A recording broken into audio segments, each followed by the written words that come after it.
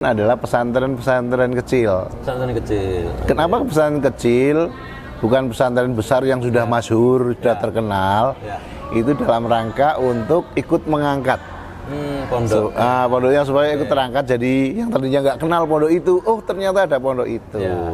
Jadi kayak awalnya kayak pondok pesantren Leteh, tempatnya Gusmus, tempatnya Sarang, tempatnya Mbah Maimun, tempatnya Mbah Sahal di Kajen, tempatnya Mbah Masruri di Bumiayu itu nggak tersentuh. Semua pimpinan kepala daerah itu yang kita ajak jawabannya kita lagi efisiensi gitu ya. Saya nggak tahu nih efisiensi yang mana itu. Apa khusus efisiensi untuk pesantren atau efisiensi? Tapi selalu jawabnya untuk efisiensi ya. Kita mayoritas dakwah atau tulisan religi lah di medsos kita itu 60% diisi oleh orang-orang radikal dan dibuat di luar negeri. Nah, ini miris sekali bagus. Ngeri ya. Ngeri, saya juga wow, ternyata seperti itu. Jangan-jangan setiap hari saya baca juga bagian dari itu ya. Bagian dari itu. Kan ini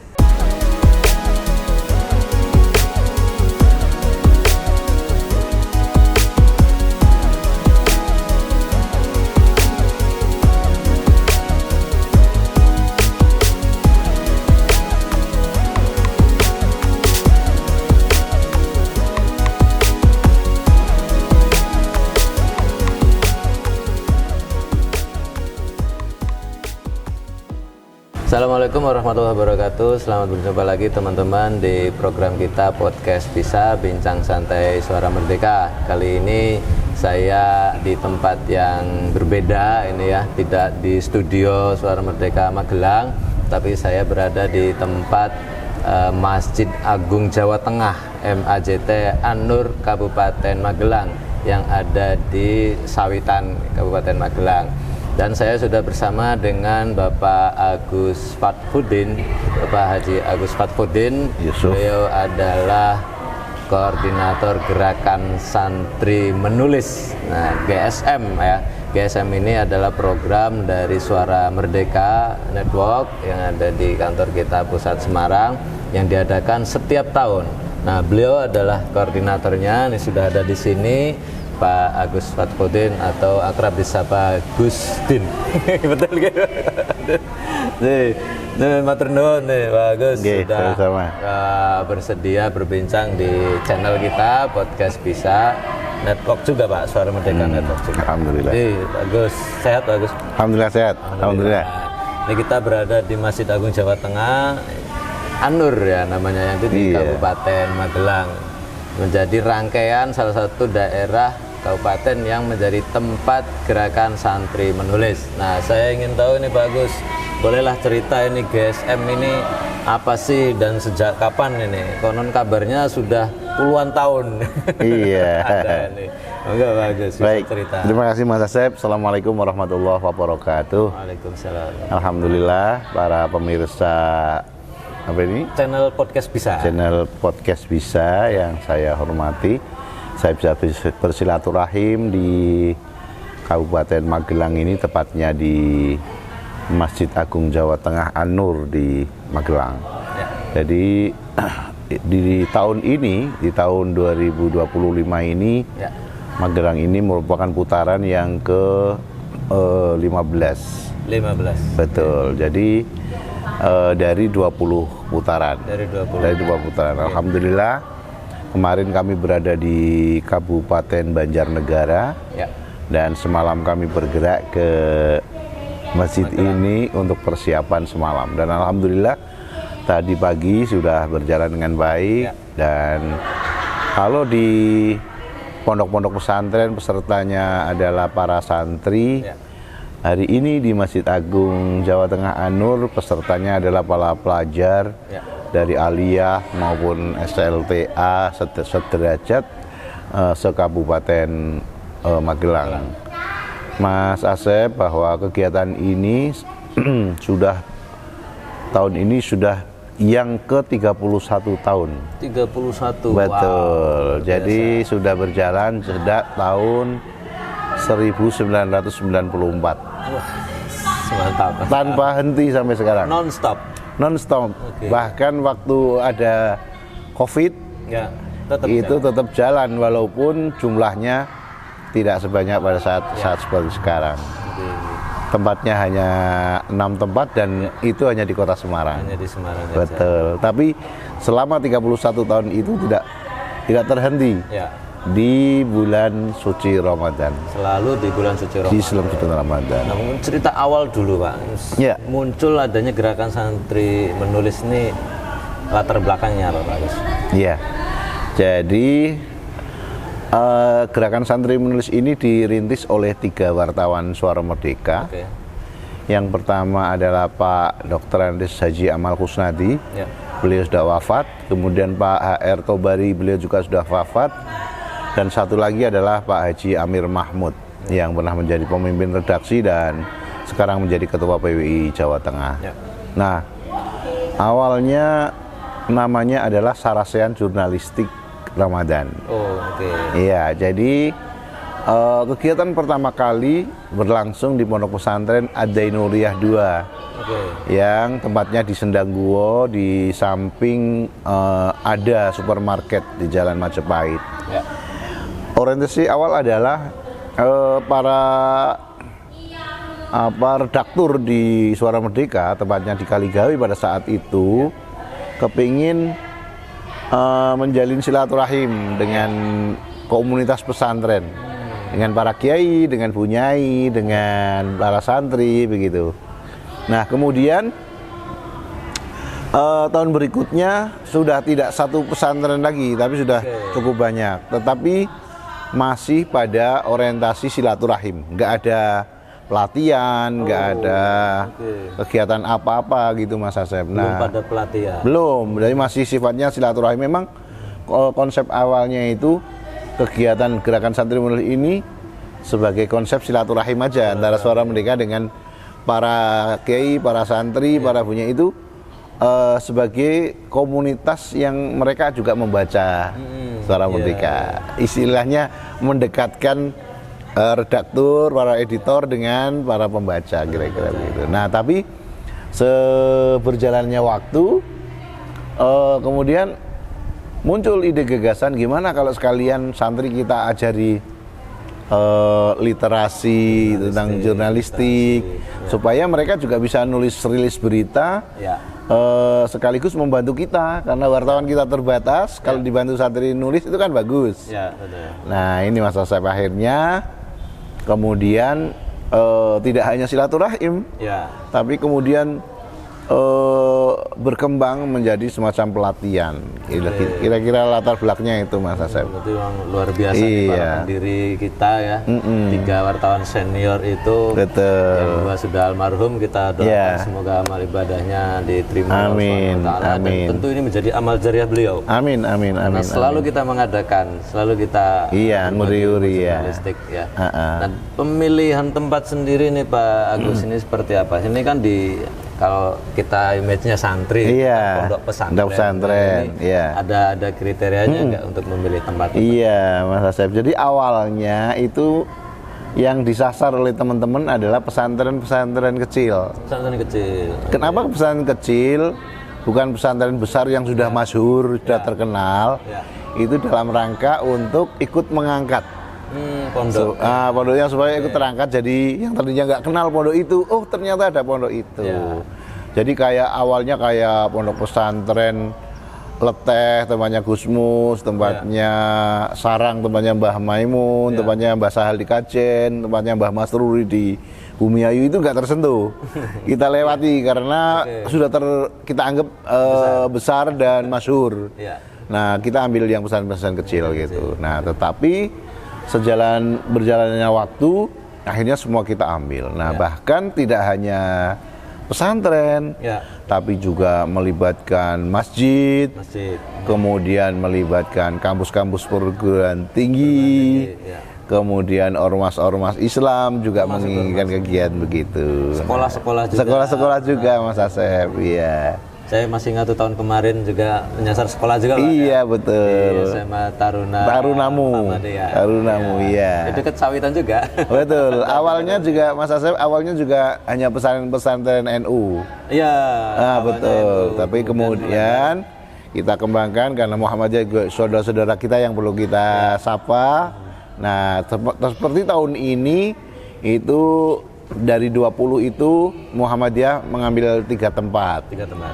Betul, yang pertama di Kendal, di Patean, kemudian yang kedua di Pekalongan, di Pekajangan, dan insya Allah yang ketiga besok pagi di Sragen, kota Sragen, ya di pesantren Dimsa namanya. Ya. Iya. Selama 31 tahun. Ini waktu yang panjang ini, Pak. Ya, 31 ya, betul. Mungkin ada sesuatu pengalaman dari Pak Agus sendiri sudah mengikuti dari awal sampai sekarang ini, mana aja nih tempat-tempat yang dinilai berkesan atau unik gitu. Ya.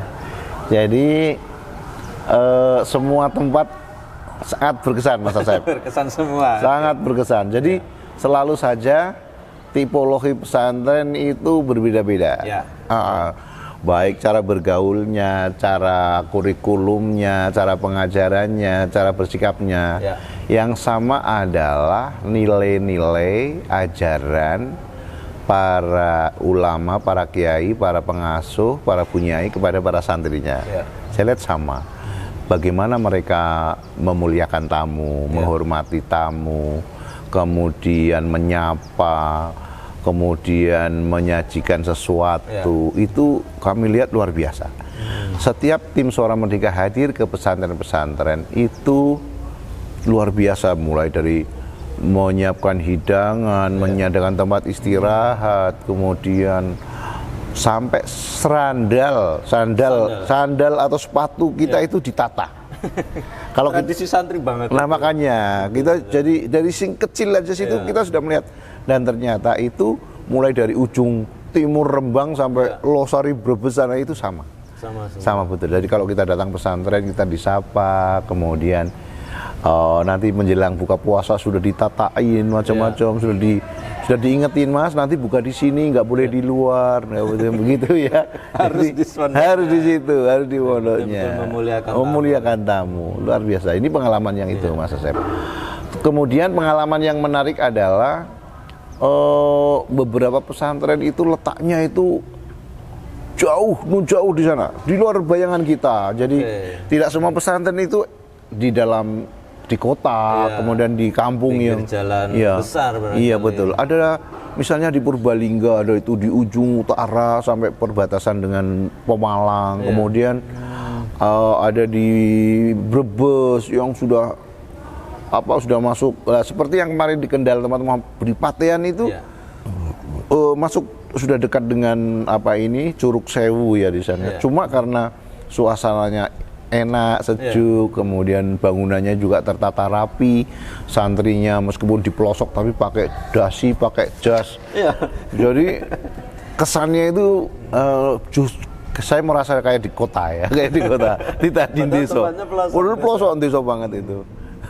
Itu pemilihan tempat itu yang menentukan siapa, Pak Gus? Jadi ini Mas Hatip, ini sering ditanyakan, gimana sih konsep tempatnya. Jadi kami selalu berkomunikasi dengan pengurus-pengurus Nahdlatul Ulama, baik di wilayah maupun cabang. Juga lewat Majelis Ulama Indonesia. Iya, kami minta rekomendasi beliau-beliau, juga melalui pengurus Muhammadiyah juga. Kemudian selain MUI, Muhammadiyah, NU, kita juga minta saran RMI ya, Asosiasi Pondok Pesantren NU. Juga sekarang ada Asosiasi Pondok Pesantren Muhammadiyah juga. Nah, dari situ kami mendapatkan rekomendasi, Mas, ini tipologi pesantrennya begini. Nah, kemudian kami saling bertukar informasi, mana baiknya, ini gitu. Nah, akhirnya muncul yang awalnya 1. Hari ini kita sudah sampai ke bulan Ramadan ini 20 putaran. 20 putaran. Betul, 20 Ramadan. Dan setiap tahun pasti beda tempat. Beda tempat. Berarti emang banyak banget pesantren kita di Jawa Tengah. Betul. Ada kalau nggak salah itu datanya itu 3.000-an lebih ya. 3.000 pondok. Betul. Okay. Berarti bisa sampai berapa tahun ini, Pak? Kalau gitu satu-satu. Setiap tahun 20. Betul. Berarti ini bisa langgeng ini, Pak. Mudah-mudahan begitu, mudah-mudahan. Kami lihat itu hampir semua responnya, Ya. Jangan sekali gitu. Saya bilang, Jangan sekali. jangan sekali. Oh, iya, Setiap tahun ada. Gitu. Tapi rupanya kami sarankan nanti yang tidak kebagian di bulan Ramadan bisa menyelenggarakan di luar bulan Ramadan. Nah ini juga mungkin bertanya-tanya juga nih, kenapa harus dilaksanakan di bulan Ramadan? Ya. Ada apa sih di bulan Ramadan? Yang pertama tentu kita ikut mengharapkan pahala yang berlipat ganda. Ya, kalau di bulan Ramadan itu kan pahalanya dilipat ganda. Kalau di Ramadan, kalau kita beribadah kan dilipat gandakan, ya kan. Wong puasanya orang puasa saja, tidurnya orang puasa aja dianggap ibadah, apalagi ngajinya ibadah kita juga dianggap ibadah. Maka kita hanya mengharap selain pahala yang dilipat gandakan, kita juga mengharapkan nilai-nilai yang lain. Jadi artinya kita mencoba menunjukkan kepada masyarakat, kepada umat, kepada publik bahwa puasa itu tidak harus dengan tidur, dengan merem, tapi kita bisa bergerak dari satu kabupaten ke kabupaten lain. Betul. Bahkan mungkin lebih sibuk, Pak ya. Oh, sangat sibuk. Ini Pak Agus ini berhari-hari ini selama bulan puasa nggak di rumah, Pak. Betul, 20 hari nggak di rumah. Nanti 10 hari terakhir baru ngimami tarawih di rumah. Baru ngimami tarawih di rumah ya, karena 20 hari sebelumnya sudah berkeliling Jawa Tengah ini. Selama ini ada tantangannya nggak, Pak Agus? Dari 31 tahun ini Pak Agus mengikuti, tantangannya ada nggak nih, Pak? Ya, tantangannya kegiatan ini kan tentu membutuhkan umur rampe, biaya yang tidak kecil. Tidak sedikit. Betul, karena kita misalnya 20 kabupaten itu kita harus menyiapkan transportasinya, akomodasinya, konsumsinya, dan segala macamnya. Nah, alhamdulillah masih ada pihak-pihak yang peduli dan mau bekerja sama dengan kita. Ya. Tetapi memang setiap tahun itu, Mas Asep, itu yang namanya kita mengajak ya, kadang ada yang mau, ada yang tidak. Ya, jadi kadang situasinya naik turun. Kayak misalnya tahun ini itu hampir semua pimpinan kepala daerah itu yang kita ajak jawabannya kita lagi efisiensi gitu ya. Saya nggak tahu nih efisiensi yang mana gitu. Apa khusus efisiensi untuk pesantren atau tapi selalu jawabnya untuk efisiensi ya. Mudah-mudahan nanti efisiensinya nggak lama-lama, jadi tahun depan masih bisa bersinergi kembali. Tapi itu menurut kami itu juga bagian dari tantangan agar bagaimana acara ini tetap berlangsung meskipun ada yang membantu, ada yang tidak, begitu Mas Asep. Ya, tetap jalan. Ya, tetap jalan. Tantangannya barangkali lebih berat ini. Lebih berat. Salah satunya karena efisiensi. Ini malah ini didengar ini sama Pemda di Jawa Tengah. Ya, alasannya efisiensi. Ya, oke lah, tapi mudah-mudahan tahun depan bisa dianggarkan, ya. Amin. Tapi alhamdulillah juga masih banyak pihak yang masih mendukung kegiatan ini. Iya. Yang selama ini membersamai seperti MUI. Betul. Ada juga mana lagi bagus yang selalu membersamai kita? Ada mudah-mudahan Bank Syariah masih tetap bareng, kemudian Marimas itu malah Marimas setiap buka di pesantren atau di tempat yang kita adakan kegiatan selalu membuat minuman gratis yang disajikan untuk para santri saat berbuka puasa. Dan tampaknya itu sebagai marketing, sebagai promosi juga mengena buat. Dulu kampus-kampus perguruan tinggi sering ikut kita untuk sosialisasi program PMB di kampus-kampusnya. Tetapi mungkin tahun ini karena ada sesuatu hal kami tidak tahu sehingga tidak ikut. Iya. Mudah-mudahan tahun depan bisa Insya Allah. bisa meramaikan lagi kampus. Karena kan sasaran juga kan kadang di usia-usia SMA. Betul. Nanti akan melanjutkan ke perguruan tinggi. Maka pas sekali ketika mendukung kegiatan ini bisa bersosialisasi. Lulus SMA kuliah di sini. Betul. Gitu. Mas Asep, yang menarik itu juga tema-tema yang kita angkat juga kita sesuaikan dengan betul dengan kondisi zaman, lingkungan. kondisi Seperti kita pernah angkat tema santri melawan hoak, kemudian santri melawan hate speech, kemudian dakwah dengan asik.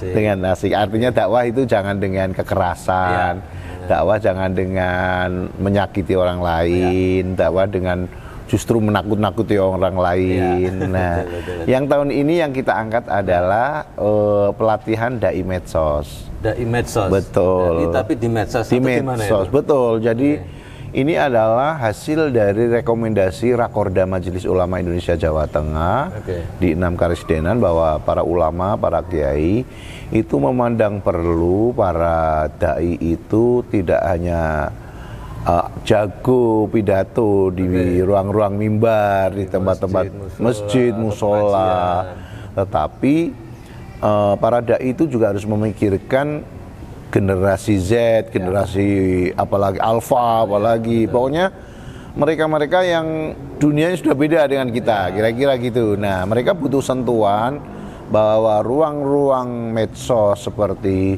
YouTube, TikTok, Instagram, WhatsApp, Facebook, X, dan lain-lain itu perlu ada pesan-pesan dakwah yang masuk ke sana. Nah, ini yang kemudian kita tangkap dan kita bawa tahun ini dengan mengambil tema pelatihan dai medsos. Sedangkan peserta yang tadinya hanya kita ajari nulis, sekarang kita kenalkan juga bagaimana sih membuat konten yang baik, begitu kira-kira itu, Mas.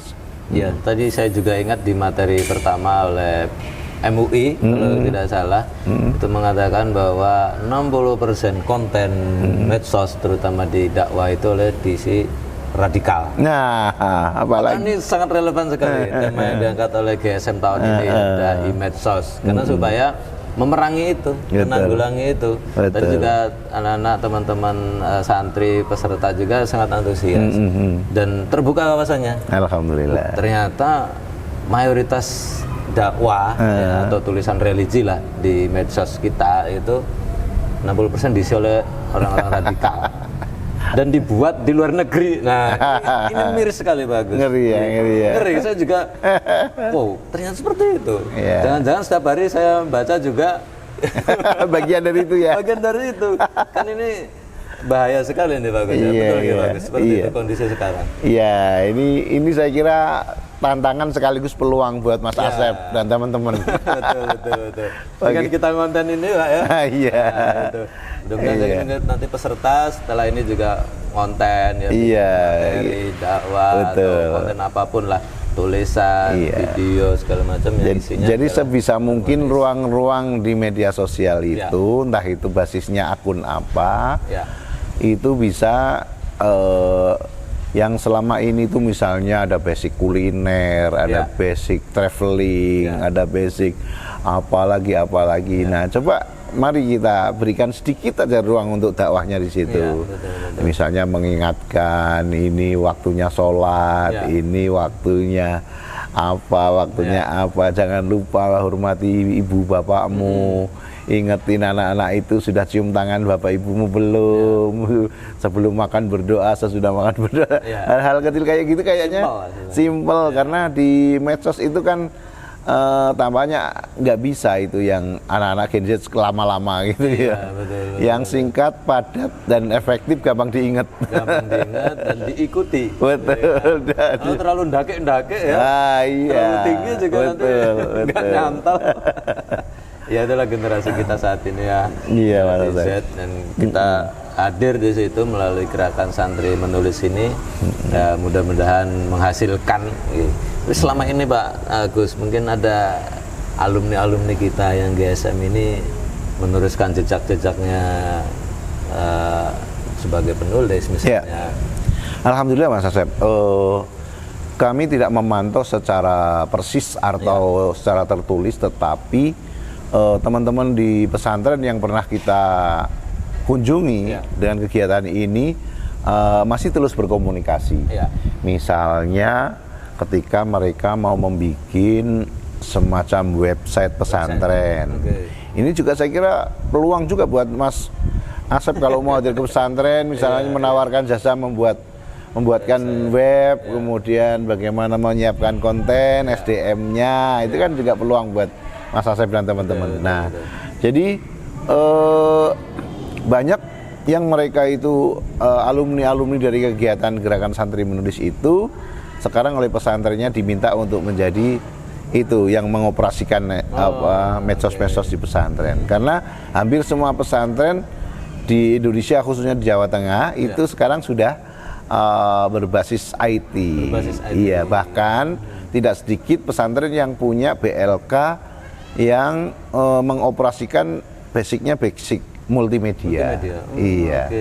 Iya, seperti kemarin di Banjarnegara itu sudah punya BLK multimedia, di Cilacap, di Banyumas. Itu saya melihat langsung ini peralatannya sudah hebat-hebat. Sudah lengkap. Jadi santri sudah bisa membuat podcast sendiri, bisa membuat konten sendiri. Nah, tinggal yang masih harus dikawal oleh Mas Asep dan teman-teman itu bagaimana mereka itu continue dan istiqomah. Bahasa pesantrennya istiqomah. Konsisten ya. Ya, karena biasanya kalau sudah bosen itu ya sudah hilang gitu, ditelan waktu. Iya. Karena ya kadang generasi Z juga bosenan. Betul. Kebiarnya aja ya kita bikin konten di awal, kemudian lama-lama surut ya. Iya. Mudah-mudahan tidak ya. Iya, amin. Pesantren-pesantren yang ada di Jawa Tengah, termasuk juga di Magelang sudah punya alat-alat tadi multimedia, bisa konsisten konten gitu ya. Bikin seperti ini, atau mungkin dakwah Pak Kiainya, Pak Ustadznya, atau juga mungkin santri-santrinya juga bikin karya, tulisan, video segala macam, itu selalu konsisten. Suara Merdeka siap mendampingi Pak ya? Harus siap. Jadi kemarin beberapa kiai misalnya sudah kita uji coba, misalnya pada saat ngaji kitab misalnya, kitab Jurumiyah itu sudah di depannya sudah dipasang kamera. Iya, kemudian peralatan multimedianya, sehingga santri yang tidak bisa ngaji di ruangan itu, dia bisa ngaji di jalan, di luar ruangan, yang jelas terdokumentasi. Iya, kalau misalnya kok kemarin ketinggalan gak ikut ngaji, masih bisa buka lagi dokumen itu, dan itu tampaknya sudah nyambung. Udah nyambung dengan para kiai, para bunyai, para santri. Apalagi kalau Mas Asep tahu, hari ini sesuai dengan kebangkitan gender itu bunyai-bunyai juga aktif. Iya. Yang semula biasanya hanya Pak Kiai yang aktif, sekarang bunyai juga ikut aktif di pengajian-pengajian. Terutama komunitas-komunitas woman.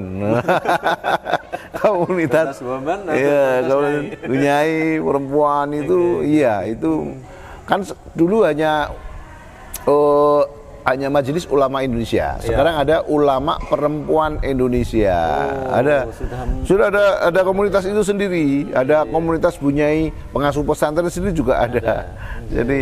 Jadi ini yang menarik buat kita, dan tentu ini juga peluang-peluang yang harus kita manfaatkan agar mereka bisa terfasilitasi dengan peralatan-peralatan IT, Mas Asep. Betul. Berarti tidak lagi kolot ya. Betul. Pengajian terus kemudian dihadiri di depan. Iya. Ini tambah lagi. Selain ada jamaah juga ada kamera-kamera. Betul. Jadi seperti tidak kalah dengan TikTokers, tidak kalah dengan YouTubers. Iya. Yang di luaran sana selain konten-konten pengajian atau religi ya. Yang pesantren juga. Yang masih belum terpecahkan, Mas Asep, itu kalau pesantren itu belum bisa membuat follower yang bagus, kemudian membuat pendukung itu namanya, kalau suka kemudian kayak subscribe like maksudnya itu gitu. Karena pesantren memang masih menerapkan aturan para santri belum boleh bawa HP. Tapi nanti begitu mereka pulang bawa HP, insya Allah santri sudah siap. Betul. Jadi para orang tua itu juga ada yang paham dengan kebijakan pesantren yang melarang santrinya membawa HP. Ya, semua untuk kebaikan para santri, bukan karena tidak tidak baik tidak, tapi memang menjauhkan santri dari kesibukan memegang gadget. Ya. Biar mereka konsentrasi ke kitab dulu aja deh. Ya, betul. Kitab dulu ngisi otaknya dulu, betul, iya. Tapi juga ada ya mungkin pelajaran kali juga tetap masuk di sekolah dan pesantren terkait dengan digital lah guys ya. Iya Mas Asep. Setelah lulus nanti baru bisa langsung gas. Iya, gaspol, remblong. Ya bagus, matur nuwun sekali, ini luar biasa perbincangan kita terkait dengan gerakan santri menulis yang sudah ke-31. Iya. 31 tahun. 31 tahun. Di keliling Suara Merdeka, keliling ke daerah-daerah yang ada di Jawa Tengah. Sukses bagus. Amin. GSM-nya dan mudah-mudahan langgeng. Mohon restu. Amin. GSM ini tetap akan ada. Amin. Terima kasih bagus. Terima kasih. Terima kasih juga teman-teman yang sudah nonton tayangan ini, sudah like, komen, dan subscribe. Jangan lupa untuk tekan lonceng untuk menyaksikan tayangan kita berikutnya. Sampai jumpa di tayangan kita berikutnya. Terima kasih. Wassalamualaikum warahmatullahi wabarakatuh. Terima kasih bagus. Yuk, makasih.